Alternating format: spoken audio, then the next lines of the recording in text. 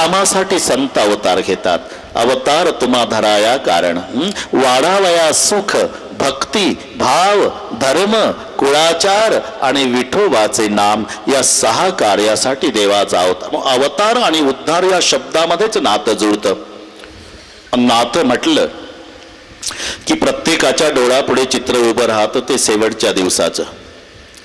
प्रेताच्या भोवताल उतरल्या चेहऱ्यानं कपाळाला हात लावून रडणारी मंडळी ही आमची नात्याची व्याख्या आणि चुकीची नसेल कदाचित. नवीन माणसाला सुद्धा ओळखता येतं हे लांबच्या नात्याचं आहे का जवळचं. काळी 4ला रडायला लागलं प्रेताजवळ की समजावं हे बरंच जवळचं आहे. त्याच्यापेक्षा लांबच्या नात्याचं काळी 2ला बरंच लांबचं खालच्या पट्टीत रडतं आणि अजिबात संबंध नसलेलं तंबाखूला चुना मळतं.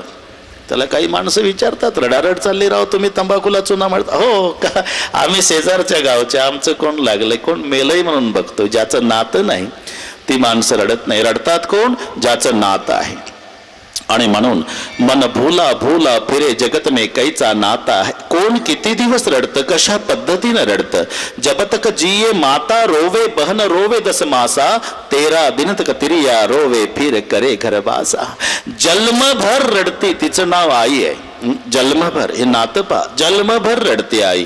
तिच्या मुलाच्या वयाचा मुलगा बघितला की कालवा कालव होती हाक मारती बाळा इकडे रे. आला. काय मावसे बस बेटा काय लग्न झालं राजा तुझं. माझं मला 2 मुलं आहे. रडायला लागले. का रडता मावशी. माझा बाळू आता असता विसरले नाही रे. माझा एकुलता एक अपघातात लग्नाच्या आधी गेला. तो जर असता तर मी या वाड्याच्या दारामध्ये 2 नातवंड खेळवत बसली असती. जन्मभर रडती माय जब तक जिये माता रोवे. कशा पद्धतीनं रडतं. पेट पकड कर माता रोवे बाह पकड कर भाई लपट झपट कर तिरिया रोवे हंसा केला जाय. आई रडती ती पोटाला हात लावून.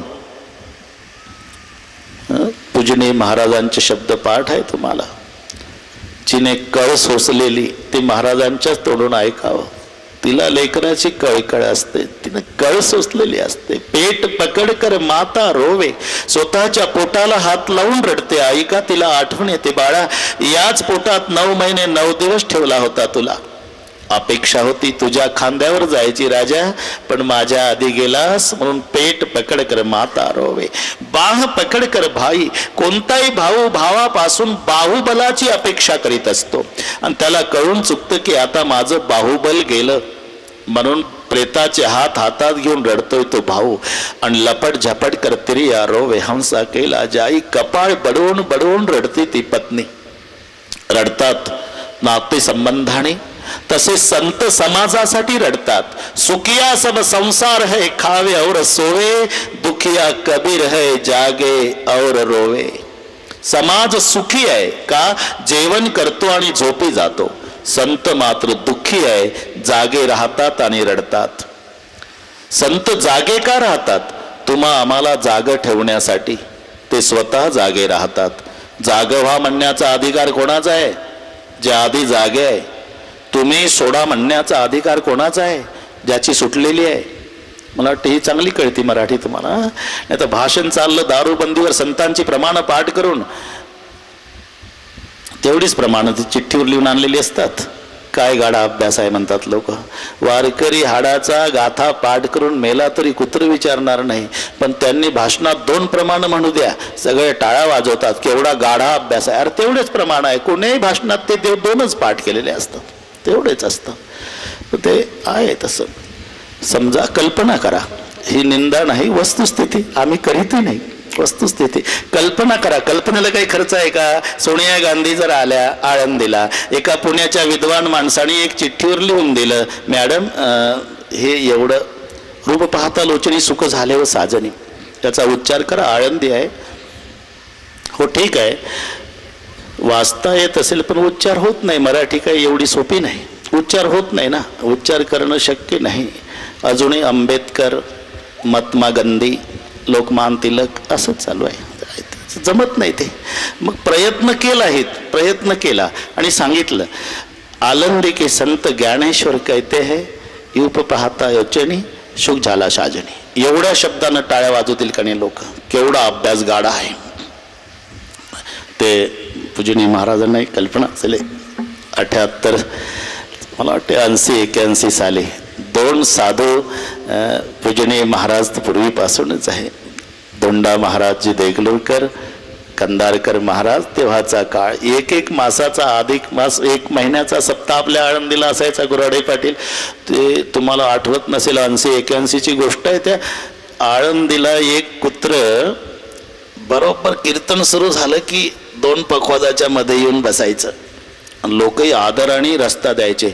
मग तर चर्चा सुरू. दररोज कुत्र यायचं 2 पखवाजाच्या मध्ये येऊन बसायचं कीर्तन संपेपर्यंत.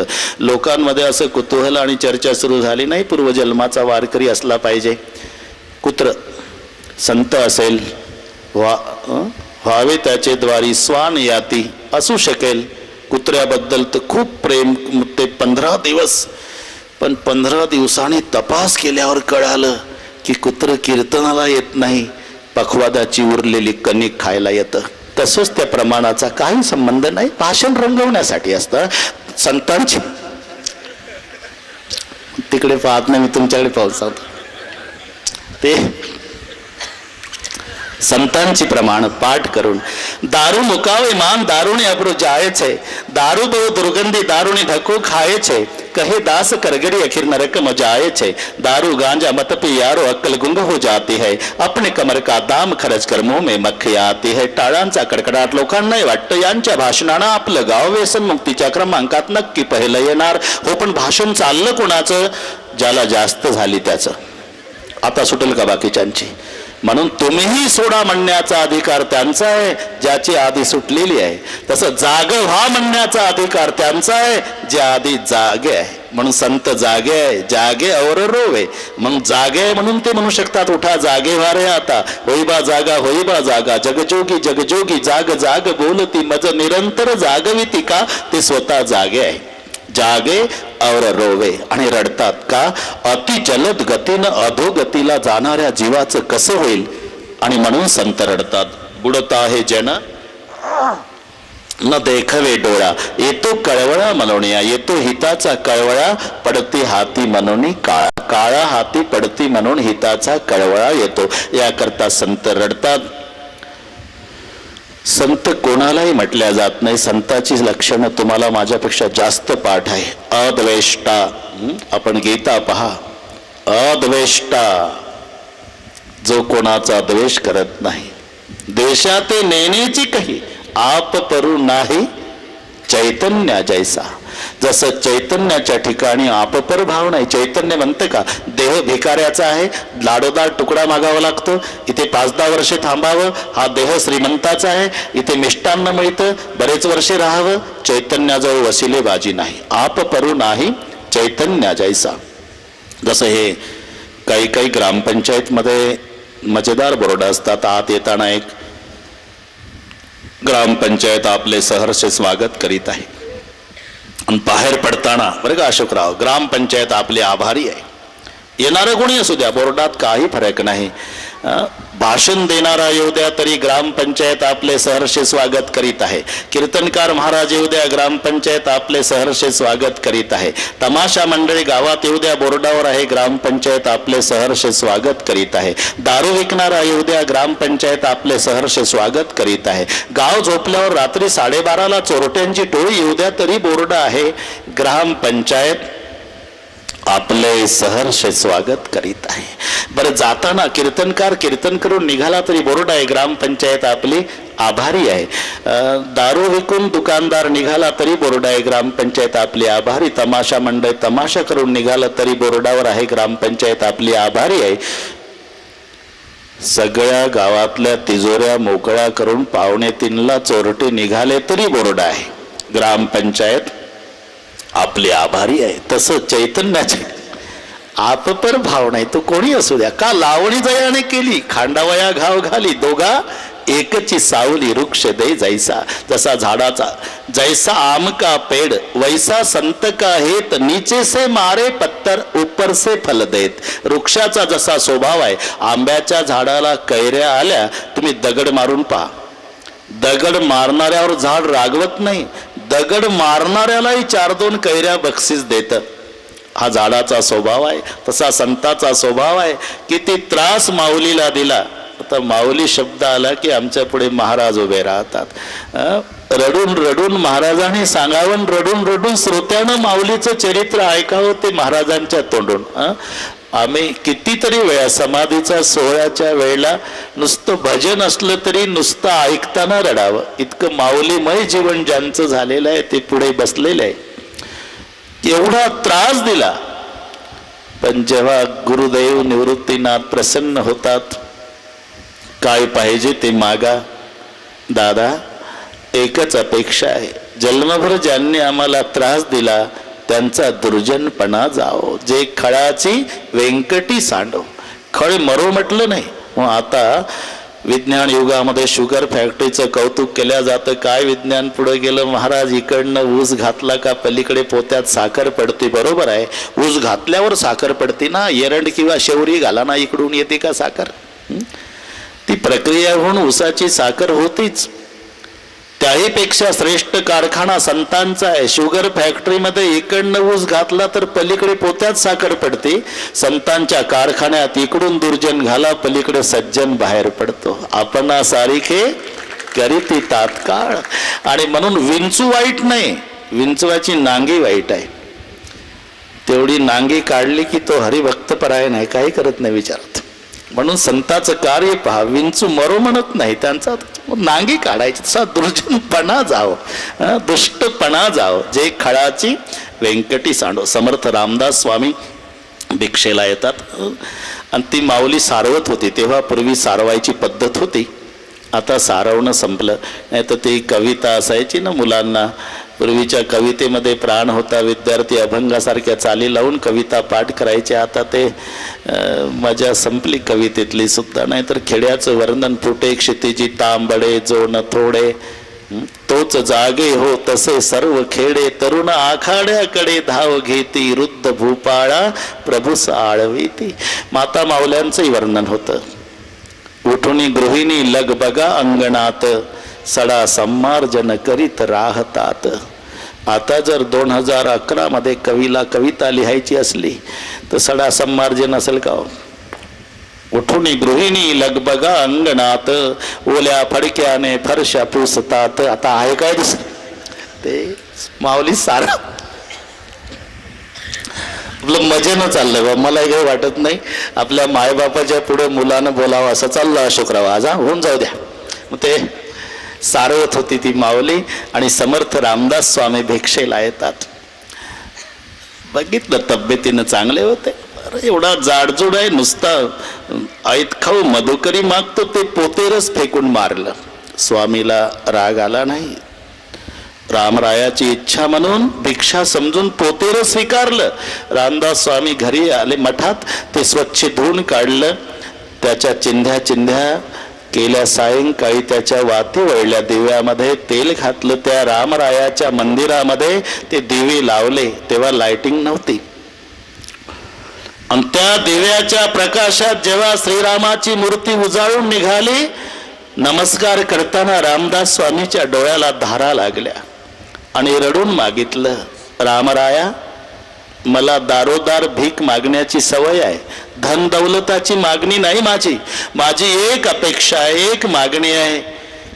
ज्या माऊलीनं पोतेर फेकून मारलं सकाळी, त्याच्याच वाती केल्या, त्या दिव्याच्या प्रकाशात तुझा अख्खा गाभारा उजाळून निघाला श्रीरामा, असा प्रकाश त्या माऊलीच्या डोक्यात पडू द्या. याला म्हणतात जे खळाची व्यंकटी सांडू. अद्वेष्टा सर्वभूतानां सर्वभूतानां मैत्रः सर्वभूतानां करुणा. आणि म्हणून तुम्ही पहा, जो कधी कोणाचा द्वेष करीत नाही. अद्वेष्टा सर्वभूतानां. संत जे अवतीर्ण होतात ते एवढ्यासाठी, उद्धाराया जन जड जीव मग काही पामर असतील, काही विषयी आहे, काही जिज्ञासू, काही मुक्त आहे. निषिद्ध विषय सेवन करण्यात रममाण झाला तो पामर शास्त्राज्ञेप्रमाणे विषय भोगतो, तो विषयी.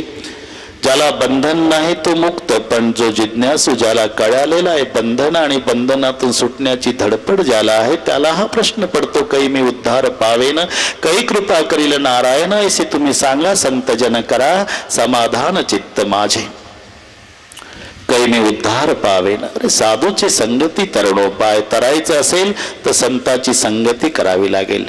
ते संत तारतील नाही, ते त्यासाठीच आलेले आहे, उद्धार करण्यासाठीच अवतीर्ण झालेले आहे. ब्रह्ममूर्ती संत जगी अवतरले आणि उद्धराया आले दीन जना. मग निळोबाराय म्हणतात, अरे दीन जनाचा उद्धार करण्यासाठी आलेले संत दीनाचा उद्धार करतात, यात वैशिष्ट्य काय? दीन उद्धरणे नवल कोण? पोस्टमॅन तुमच्या दारामध्ये जर पोस्ट पॉकेट घेऊन आला, रामाजी गोमाजी कापसे, हे तुमचं पोस्ट पॉकेट. कापसे म्हणाले थांबा, का? शालनं श्रीफळ देतो तुम्हाला. कशाबद्दल? अरे घरी पत्र पोच केल्याबद्दल. तो म्हणला हे माझी ड्युटी, मी तुम्ही नाही मागितलं तरी तुमचं पत्र तुम्हाला आणून देणार. तसं दीनाचा उद्धार करण्यासाठी संत अवतीर्ण झाले. मग दीनाचा उद्धार करतात, यात वैशिष्ट्य काय? दीन उद्धरणे नवल कोण? निळा म्हणे तीही संगेची तरणे. त्यांच्या संगतीनं तरतील. आपण लक्षात घ्या, तरले तरती, मागे तरले आताही तरतात, पुढेही तरतील. साधूचे संगती तरणोपाय. तरायचं असेल तर संताच्या संगतीमध्ये. संत संगे हरे पाप, संत संगे निरसे ताप, संत संगे निर्विकल्प होय मानस निश्चय, संत संगे वैराग्य घडे, नाथराया सांगतात. हे ठीक आहे महाराज, पण आतापर्यंत कोणाचा उद्धार केलाय का? जसं एखाद्या गावामध्ये आपण गेलो तर एक जाडजूड तब्येतीचा माणूस असला की ग्रामस्थ परिचय करून देतात, हे आमच्या गावचे पहलवान. परिचय करून दिल्यानंतर ज्याला परिचय करून दिला तो म्हणाला वाटतात व तब्येतीहून वाटतात. 6.5 फूट उंची आहे, 58 इंच छाती आहे, 112 किलो वजन आहे, कोल्हापुरी मिशा आहे, सफरचंद सारखे गाल आहे, तब्येतीहून तो वाटतात बुवा पैलवान असावेत. पण का हो, काय यांनी कुठं कुस्ती गाजवली का? हा दुसरा प्रश्न. तसं निळोबार आहे, दीनाचा उद्धार करतात संत, हे कळलं. दीन उद्धरणे. तुम्ही पहा, ज्याचं कोणी नाही ना, असं नियम आहे, दुनिया जिसे ठुकराती है उसे संत अपनाते है. सर्वांनी हाकलून द्यावं घरून ज्याला, त्याला संतांनी स्वीकारावं.